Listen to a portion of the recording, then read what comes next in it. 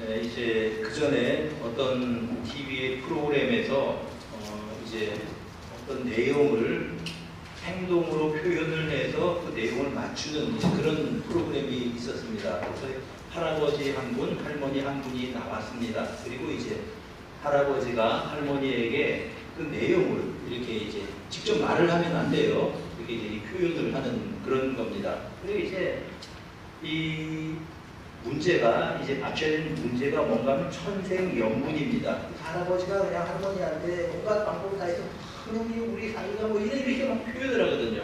할머니가 한참 보다가 이제 잘 못 맞춰요. 그러니까 할아버지가 그 임자하고 나하고 사이 그러니까 왼소 그러더라고요. 그래도 그거 말고 네 글자 그랬더니 평생 왼소 그럽니다. 그러니까 이제 평생 왼소하고 사는 분도 있고 평생 원래 해답은 천생연분이거든요. 천생연분하고 사는 분도 있고 아마 그런 모양입니다. 우리나라는 한자 문화권의 영향을 받아서 이렇게 글을 쓸 때나 표현할 때 이제 사자성어, 한자로 이루어진 사자성어를 이제 통해서 표현을 할 때가 많죠. 이열치열, 이제 우리가 그러면서 우리 동때 이렇게 그 장례탕목을 마치 한번 이제 이러면서 이제 우리가 사용들을 합니다. 근데 요즘 가만 보니까 사자성어도 아닌데 사자성어처럼 쓰이는 게 있습니다. 그게 하도 사람들이 많이 쓰다 보니까 국어 사전에 등재가 되어 있어요. 어떤 표현인가 하면 내로남불이라는 표현입니다. 여러분 게 뭔지 아시죠? 무슨 말입니까? 내가 하면 또 남이 하면 뭐 그런 말이에요. 그러니까 이것의 이 의미는 뭐냐 하면은 이중 기준에 대해서 이제 꼬집는 그런 말입니다. 이중잣대다라는 거죠. 내가 하면은 루멘스고 남이 하면 불륜이라는 얘기죠. 근데 보니까 이게 언제부터 만들어진 건지 모르겠는데 국회의원들도 국회에서 그 말을 쓰더라고요. 그래서 찾아봤는데 사전에도 내로남불이 올라가 있어요. 한자어가 아니니까 사자성어도 아닌데 어쨌든 그렇게 사용들을 하고 있습니다. 이렇게 이중 기준에 대해서는 예수님도 말씀을 자주 하셨습니다. 우리가 기준이 동일한 기준을 가지고 남에게나 나에게 적용해야 된다고 하는 말씀입니다. 마태복음 7장 1절에는 예수님께서 이렇게 말씀을 하십니다. 비판받지 않으려거든 비판하지 말아라. 네가 비판하는 그 비판으로 비판을 받을 것이고 네가 헤아리는 그 헤아림으로 헤아림을 받을 것이다. 너의 눈에 이제 들보가 있는데 어떻게 남을 보고 남의 눈에 티가 있다고 그렇게 이제 이 티를 빼라고 말하겠느냐. 먼저 네 눈에서 들보를 빼라. 우리 예수님께서 그렇게 말씀을 하셨습니다. 남에게나 자신에게나 동일한 기준을 적용하라고 하는 말씀입니다. 자, 오늘 본문에서 예수님께서 이렇게 말씀을 하십니다. 그러므로 무엇이든지 남에게 대접을 받고자 하는 대로 남에게 대접만 받으려고 하지 말고 너도 대접을 받으려고 하면 남을 대접하라. 그러면서 이것이 율법이요 선지자니라 이렇게 말씀을 하십니다. 율법과 선지자는 구약, 한마디로 말하면 구약입니다. 이것이 구약 전체의 내용의 축약이다, 핵심이다 그런 말씀입니다. 흔히들 이를 우리가 황금률, 골든룰 이렇게 말하죠. 가장 중요한 율법이다 그런 뜻입니다. 하루는 예수님께 어떤 사람이 찾아와서 이런 질문을 합니다. 이 사람은 율법 교사입니다. 율법사. 선생님, 율법 가운데 어떤 율법이 가장 큰 율법입니까? 그 계명 중 제일 큰 계명을 일러주십시오. 여러분 구약에 나오는 이것을 해야 된다 하지 말아야 된다라는 계명이 613가지가 있습니다. 그러니까 613가지에서 하나를 고르는 것도 실은 쉽지 않을 겁니다. 예수님께서는 그 율법사에게 이렇게 대답을 해 주셨습니다. 이제 너는 마음을 다하고 목숨을 다하고 뜻을 다하여 주 너희 하나님을 사랑하라 하셨으니 이것이 크고 첫째 되는 계명이다. 613가지 계명이 많이 있는데 제일 큰 계명은 마음을 다하고 목숨을 다하고 뜻을 다해서 주 너희 하나님을 사랑하라. 이것이 첫 번째 계명이라고 하는 것이죠.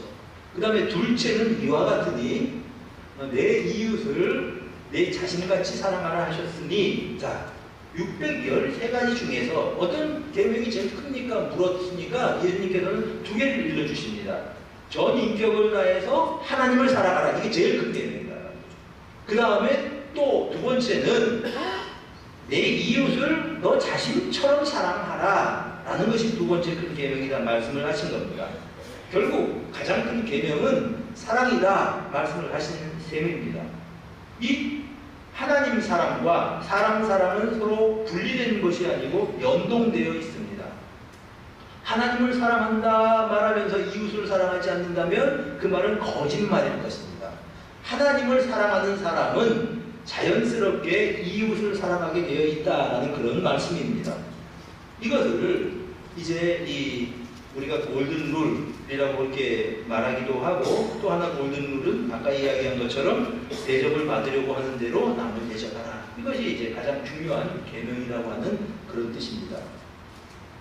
여러분, 율법 혹은 계명을 예수님께서 친히 풀어서 가르쳐 주신 것이 우리가 흔히들 산상수훈이라고 말하는 마태복음 5장부터 7장까지의 내용입니다. 여기에 보면 마태복음 5장에 이런 표현이 굉장히 반복해서 나타납니다. 자, 옛사람에게 말한 바 살인하지 말라고 하는 말을 너희가 들었거니와 나는 너희에게 말한다. 옛사람에게 말한 바 간음하지 말라고 하는 말을 너희가 들었거니와 나는 너희에게 말한다. 그러면서 이제 이 간음에 대해서, 살인에 대해서 그 본래의 의미를 풀어주시는 거죠. 그래서 살인, 간음, 이혼, 맹세, 혹은 거짓 증거, 보복, 이웃사랑 등을 이제 이 본래의 의미를 가르쳐 주셨습니다. 내가 이제 이 원수를 미워하라고 한다는 말을 너희가 들었지만 나는 너희에게 말한다. 그러면서 이제 내 원수를 사랑하라. 그러면서 이렇게 가르쳐 주신 것입니다. 이렇게 이제 이 율법의 본래의 의미에 대해서 다시 설명을 해주신 다음에 꼭 마무리가 되는 부분에 마태복음 7장 12절에 율법과 선지자다 그러면서 말씀하신 것이 오늘 본문의 내용입니다. 뭐냐 하면 너희가 대접을 받으려고 한다면 남에게 대접을 받고자 하는 대로 너희가 남을 대접하라. 이것이 율법이요 선지자다. 이렇게 일러주신 것입니다. 사실 구약 전체가, 계명 전체가 이 한 문장으로 요약된다는 말씀입니다. 이런 표현은 사실 예수님만 쓰신 것이 아니고 예수님 당시에도 많은 랍비들이 가르쳤습니다. 예수님 당시에 가장 유력한 랍비가 그 시대에 영향을 끼치는 랍비가 두 사람이 있었는데, 하나는 샴마이라고 하는 사람인데 율법을 좀 엄격하게 해석하는 사람입니다. 그 반면에 힐렐이라고 하는 사람이 있었는데 이 사람은 좀 율법을 융통성 있게 해석을 하던 그런 랍비입니다. 근데 이 샴마이가 힐렐이 예수님이 하신 말씀에 대해서 이렇게 이제 가르쳤습니다. 비슷한 내용이에요. 네가 싫어하는 것은 남에게도 하지 말아라. 이것이 토라이다. 토라는 모세오경을 말하거든요. 이 구약의 모세오경의 정신은 뭐냐 하면 네가 싫은 건 남에게도 하지 말아라. 이게 하나님의 가르침이다. 이런 뜻입니다. 이거는 기독교에만 이런 교훈이 있는 것이 아니고 공자님도 그런 말씀을 하셨습니다. 뭐라고 말씀하셨냐면 내가 원하지 않는 말을 남에게 행하지 말라. 이렇게 가르치셨습니다. 그러니까 우리가 얼핏 보면 그런 가르침하고 예수님의 가르침하고 비슷한 것 같아요. 남들이 너에게 대접을 해주기를 원하는 대로 너희가 남을 대접하라는 거니까요. 우리가 얼핏 이 본문을 보면 이렇게 생각하기 쉽습니다. 내가 남에게 대접을 받고 싶은 만큼 남을 대접을 합니다. 남을 사랑하기도 하고 필요한 것들을 빌려주기도 하고 또 필요한 것들을 도와주기도 하고, 이제 이렇게 하면 그 사람들도 마음에 감동을 받아서 우리에게 그렇게 대접을 할 거다, 우리에게 그렇게 대해줄 거다, 그러니까 그렇게 살아라는 말씀으로 우리가 쉽게 해석을 하게 됩니다. 그런데 가만히 읽어보면 그런 뜻만이 있는 것이 아니에요. 왜냐하면 12절에 이런 표현이 있습니다. 그러므로 라는 표현이 12절에 있다는 거죠. 무엇을 의미합니까? 지금 12절 주님의 말씀하시는 내용은 이 전에 있는 내용, 이 전에 주님께서 말씀하신 내용과 아주 깊은 연관 관계가 있다는 의미입니다. 7장부터 이 성경을 이제 좀 살펴보면 그렇습니다. 7장 1절부터 6절까지는 비판하지 말라는 내용입니다. 비판받지 않는 이거든 비판하지 말아라. 그러니까 결국은 이중잣대를 가지지 말라는 거하고 그런 뜻이죠. 그리고 나서 12절에 네가 남에게 대접해라. 그러면 네가 그대로 남에게 대접을 받게 될 거다. 근데 이중잣대에 대해서 말씀하신 거 맞잖아요. 잘 연결이 돼요. 근데 그 중간에 7절부터 11절까지가 기도에 대해서 가르쳐 주신 다음에 12절이 등장합니다.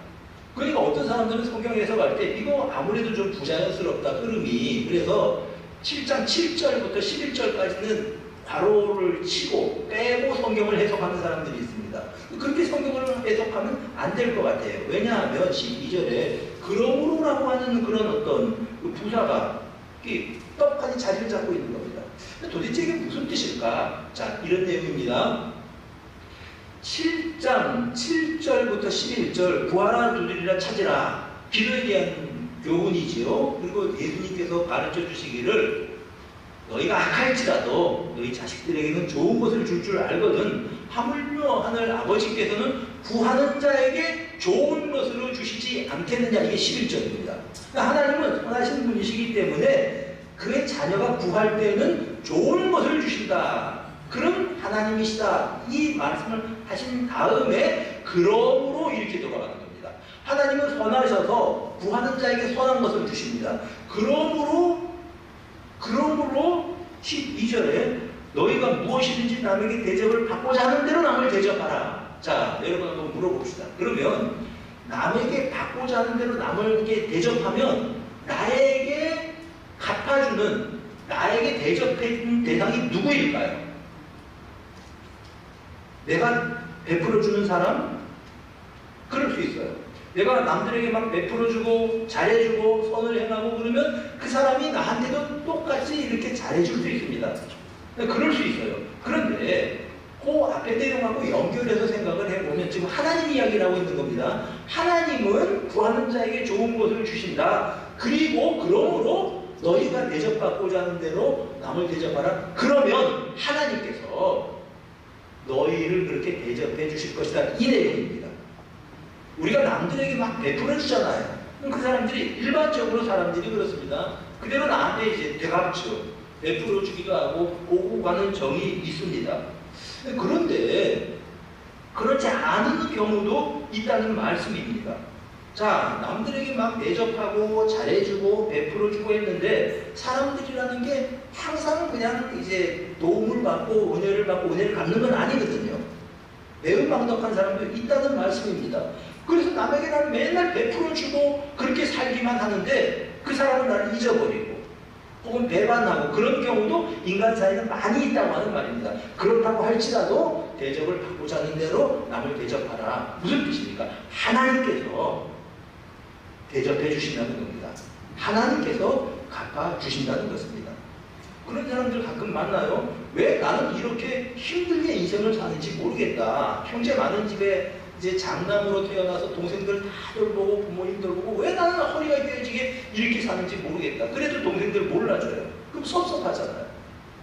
여러분, 그런 경우가 있다고 할지라도 섭섭해하지 말라는 겁니다. 하나님께서 알고 계시고 하나님께서 갚아주시고 하나님께서 이제 내가 뿌린 만큼 거두게 하신다 그런 것입니다. 그게 이제 본문의 내용입니다. 여러분, 잠언 11장 1절에는 이렇게 우리에게 권해주고 있습니다. 너는 내 떡을 물 위에 던지라. 여러 날 후에 도로 찾으리라. 자, 떡을 물 위에 던지면 없어져 버리죠.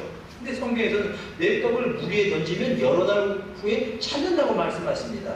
이것은 실제로 떡을 개울가에 던져버리라는 뜻이 아니고 필요한 사람에게 도움을 주어야 될 사람에게 도움의 손길을 펴라는 말씀입니다. 그러면 여러 날 후에 도로 찾게 될 거다 말씀하시는 겁니다. 2절에 보면 7에게나 8에게나 나눠줄지어다 무슨 재앙이 땅에 임하는지 내가 알지 못한다. 자, 다른 사람이 도움을 필요로 할 때 그들에게 나눠주라는 겁니다. 그러면 네가 어려울 때 너도 도움을 받게 될 거다라는 것입니다. 여러분, 개운 물에 떡을 내어 던져버리면 다 없어져야 정상이죠. 근데 하나님께서는 보고 계신다는 거죠. 그래서 남을 대접하는 그 사람에게는 그 사람에게 그대로 하나님께서 대접해 주신다고 하는 것입니다. 예수님은 잔치를 가르쳐 주시면서 이런 사람들을 잔치에 대접하라고 말씀을 하셨습니다. 누가복음 14장 13절 보니까 잔치를 베풀거든 차라리 가난한 자들과 몸 불편한 자들과 저는 자들과 맹인들을 청하라. 자, 가난한 자들, 몸 불편한 사람들, 맹인들, 저는 사람들은 이 주인에게 잔치 베풀어서 그들에게 잘 대접하는 사람에게 갚을 능력이 없는 사람입니다. 그냥 그거는 그들에게 주어버리는 거예요. 그냥 뿌리는 겁니다. 그런데 주님께서는 그들이 행한 이러한 선을 하나님께서는 기억하고 갚아주신다고 일러주시는 겁니다. 14절 한번 보세요. 그리하면 그들이 갚을 것이 없으므로 내가 복이 되리니 이는 의인들의 부활 시에 내가 갚음을 받겠습니다. 여러분 이거 잘 기억하시기 바랍니다. 내가 저 사람에게 선을 행해요. 저 사람이 나에게 갚을 수가 없는 사람입니다. 그런 때도 우리 손을 해내야 될 때가 있죠. 그러면 난 손해만 보나 여기다 퍼주고 저기다 퍼주고 맨날 나는 퍼주는 인생만 살아가는가. 여러분 하나님께서 보고 계신다는 겁니다. 하나님께서 갚아주신다는 것입니다. 어쩌면 이 세상에서 받지 못할 경우가 있다고 할지라도 의인들의 부활의 날에는 우리 하나님께서 갚아주신다. 이렇게 말씀을 하시는 겁니다. 여러분 그러니까 여기서 우리가 인생을 행복하게 살아갈 수 있는 원리 하나를 배우게 됩니다. 남을 위해서 살아가는 사람, 남에게 베풀며 살아가는 사람, 남을 기쁘게 하면서 살아가는 사람이 그 사람이 행복한 인생을 살아간다라고 하는 원리를 여기서 발견하는 겁니다. 여러분, 남을 행복하게 해주면서 살아가십시오. 그 사람이 행복한 인생을 살아간다는 것입니다. 이런 원리를 모르면 나만을 위해서 살아가요. 나의 행복을 추구하면서 살아갑니다. 이것도 나의 행복을 위해서, 저것도 나의 기쁨을 위해서, 이것도 나의 즐거움을 위해서 그러면서 평생 살아가는데 그런데 알고 봤더니 결국 내가 행복하지 않다는 겁니다. 이게 성경의 교훈입니다. 그렇게 살아간 대표적인 사람이 솔로몬이라고 하는 사람입니다. 많은 재산을 가지고 있던 사람입니다. 많은 종들을 두었고 농사도 지었고 또 그가 많은 어떤 꽃들, 과목들을 가꾸어서 그가 그것을 보면서 이제 즐거움을 누렸고 그렇게 살았습니다. 자기가 하고 싶은 것 못하는 것이 없었습니다. 근데 문제는 나만을 위해서 그렇게 살았다는 것입니다.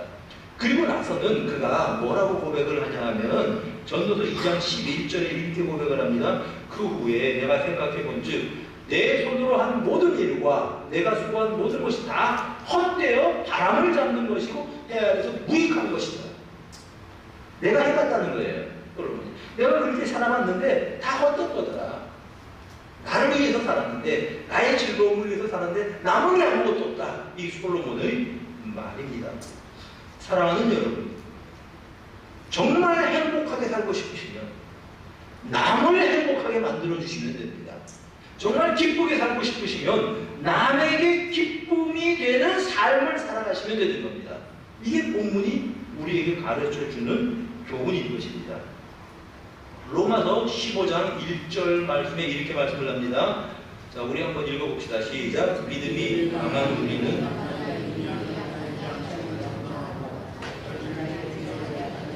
자, 자기를 기쁘게 하지 아니할 것이라. 그 다음에 2절 보세요. 우리 각 사람이 이웃을 기쁘게 하되 선을 이루고 덕을 세우도록 할지니라. 자, 자기를 기쁘게 하지 말고 이웃을 기쁘게 하고 선을 이루라고 말씀하십니다. 이게 공동체 생활에 또 가정생활이나 공동체 생활에 굉장히 중요한 원리입니다. 나를 기쁘게 하는 것이 아니라 이웃을 기쁘게 하라고 하는 것입니다. 선을 이루고 덕을 세우도록 하라고 하는 것입니다. 3절 그리스도께서도 자기를 기쁘게 하지 아니하셨나니 기록된 바 주를 비방하는 자들의 비방이 내게 미치셨나이다 한과 같으니라. 그렇게 기쁘게 남을 기쁘게 하며 살아가야 될 이유가 그리스도께서, 우리의 주님께서 그렇게 사셨다는 겁니다. 여러분, 공동체를 화목하게 하고 행복하게 하려면 사실은 믿음이 좋다고 생각하는 사람들이 자기가 죽어야 되는 겁니다. 자기가 양보해야 되는 겁니다.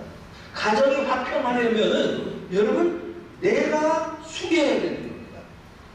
이게 원칙이에요. 내가 이기려고 하고 소리를 내고 어떻게 하든지 내 주장을 억지로 관철시키려고 하면 싸움밖에 안 납니다. 정말 성숙한 사람은 자기가 죽는 사람이에요. 정말 믿음이 좋은 사람은 여러분, 손해보는 사람이고 양보하는 사람입니다. 소리 지르고 뭐든지 이기는 사람이 믿음 좋은 사람이 아니에요. 믿음이 나쁜 사람이거든. 좋지 않은 사람이에요. 정말 믿음이 좋은 사람은 양보하고 지는 사람입니다. 공동체를 사랑하기 때문에.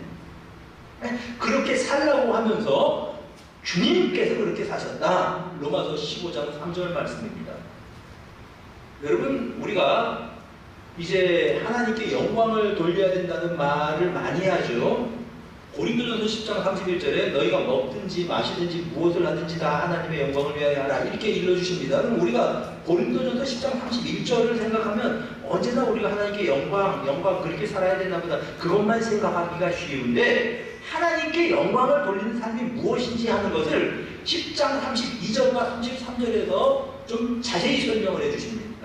고린도전서 10장 32절 보세요. 유대인에게나 헬라인에게나 하나님의 교회에나 거치는 자가 되지 말고, 하나님께 영광을 돌리는 삶의 첫 번째는 거치는 자가 되지 말라는 거예요.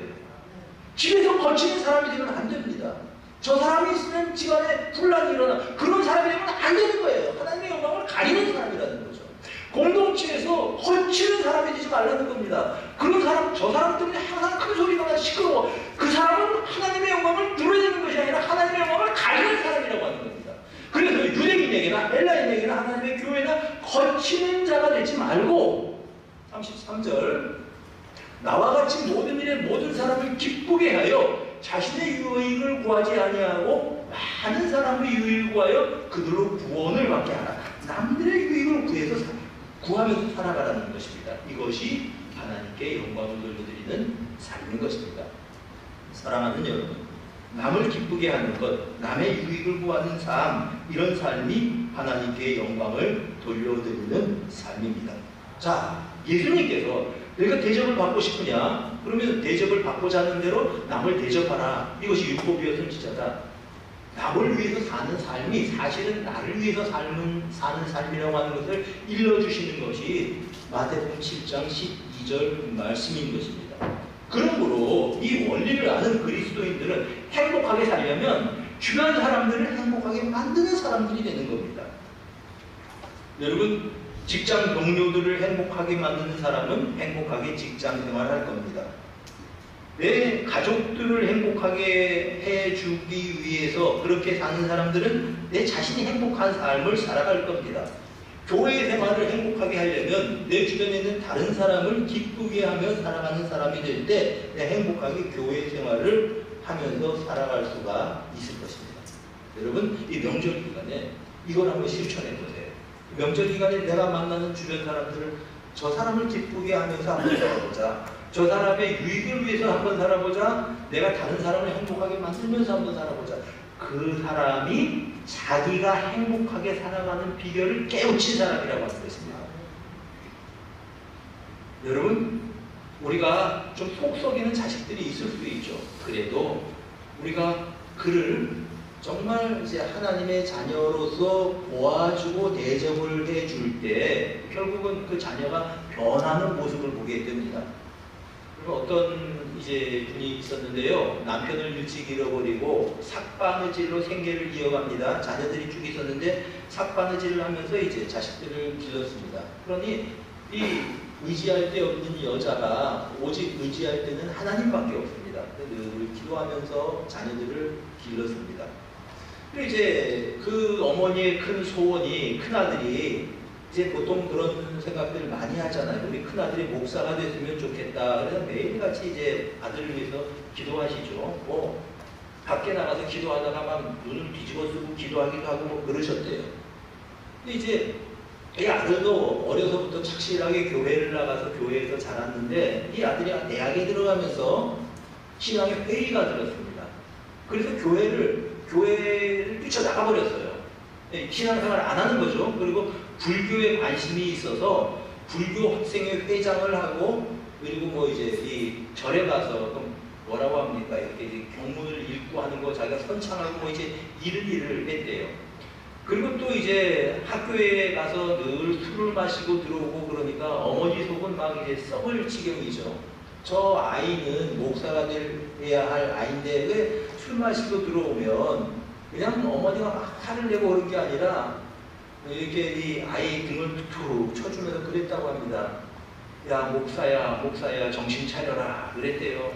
그랬더니 그 깜짝 놀라. 그런 얘기하면 그 뭐라고 얘기했냐면 어머니 목사라고 하지 마세요. 술 깹니다. 뭐 그랬답니다. 그렇게 살던 사람이 대학을 졸업하고 예수를 믿게 됐습니다. 그래서 이제 목회자가 됐죠. 진짜 그 사람은 누군가 하면 김진홍 목사님 일화예요. 어릴 때 그렇게 이제 생활을 하셨대요. 자, 여러분, 술망나니 같은 아들을 지금 보면 뭐 목사하고는 관련이 없는 그런 인생을 살아가잖아. 근데 어머니는 그 아들을 보면서 목사에도 그 등을 두들겨 주시고 그렇게 했는데 진짜 아들이 목사가 되더라고 하는 겁니다. 여러분, 주변 사람들을 보면서 주님의 눈으로 보고 격려해 주시고 위로해 주시고 자녀들, 식지들 이 명절에 그들을 행복하게 만들어 주시기를 바랍니다. 그러면 여러분들이 이 명절 기간 행복하게 살아가게 될 겁니다. 잠언 23장 25절은 이렇게 우리에게 일러줍니다. 내 부모를 즐겁게 하며 내 낳은 어미를 기쁘게 하라. 한마디로 말하면 부모에게 효도하라는 말이죠. 부모에게 효도할 때 어떤 사람이 행복하게 사냐면 부모에게 효도하는 사람이 행복하게 살아간다는 겁니다. 부모를 기쁘게 하는 사람, 행복하게 하는 사람이 여러분 행복한 인생을 살아가는 겁니다. 여러분, 아내들이 행복하게 살아가는 비결은요 다른 데 있는 거 아닙니다. 남편을 행복하게 만들어주세요. 행복하게 살도록 그렇게 해보세요. 아내가 행복하게 살아가는 비결입니다. 남편들이 행복하게 살아가는 비결이 뭔지 아십니까? 아내의 행복을 추구하는 겁니다. 아내를 기쁘게 해주는 거죠. 그럼 내가 기쁜 겁니다. 이것이 행복하게 살아가는 비결인 겁니다. 그래서 대접을 받고자 하는 대로 남을 대접하라. 이 말의 깊은 숨은 뜻은 남의 유익을 추구하면서 살아야 된다. 그것이 네가 행복하게 살아가는 비결이다 라는 것입니다.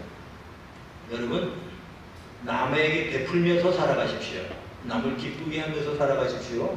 그리고 남을 도우면서 살아가십시오. 많은 경우에 그들이 여러분들을 또 도와줄 것이고 되갚을 것입니다. 그러나 그렇지 않을 경우도 참 많이 있어요. 세상에서. 그러나 실망하지 마십시오. 하나님께서 보고 계시고 듣고 계시고 결국은 하나님께서 갚아 주실 것입니다. 여러분, 대접받고 싶은 대로 남을 대접하면서 사시기를 바랍니다. 그러면 결국은 하나님께서 그렇게 대접받게 여러분들을 세워주실 줄을 믿습니다. 이 명절 기간 동안에 이런 일들을 한번 실천해 보시고 체험해 보시는 여러분들이 되시기를 바랍니다. 남에게 베풀고 남의 행복을 추구하고 주변 사람들을 기쁘게 함으로 말미암아 이 명절 기간 여러분들의 가정이 행복하고 기쁜, 그리고 여러분 자신이 정말 행복하게 이 한 주간을 보내는 여러분 모두가 되시기를 주님의 이름으로 축복합니다. 일어나셔서 같이